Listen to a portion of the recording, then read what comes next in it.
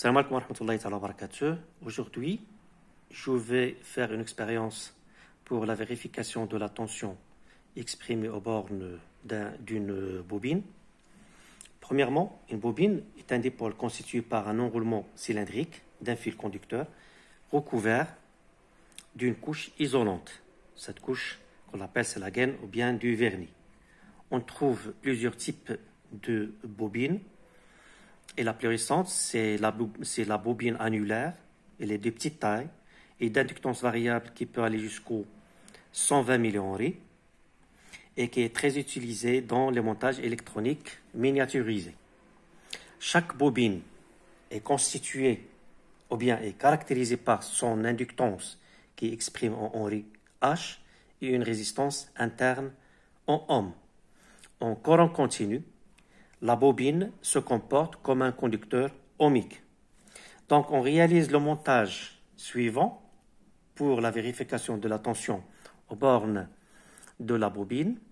Donc, on a ici une carte Sésame, une carte d'acquisition numérique Sésame. J'ai choisi ici une bobine d'inductance 10 millihenry et une résistance variable. Et j'ai choisi ici 1 kilo ohm. Il y a ici une petite remarque, c'est que pourquoi j'ai utilisé là une carte d'acquisition numérique et je n'ai pas utilisé un GPF normal. Premièrement, la carte d'acquisition numérique Sésame me donne la possibilité d'avoir des masses indépendantes. Donc là, j'ai 4 masses indépendante des entrées de V1 jusqu'au V4, plus une masse commune des sorties analogiques 1 et 2.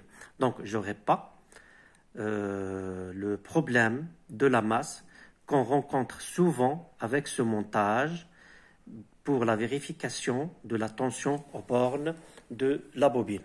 Donc, lorsque je fais la visualisation de la tension aux bornes de la bobine dans un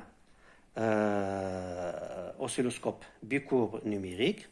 Là, j'ai la tension triangulaire délivrée par le GPF ou bien par la carte d'acquisition numérique.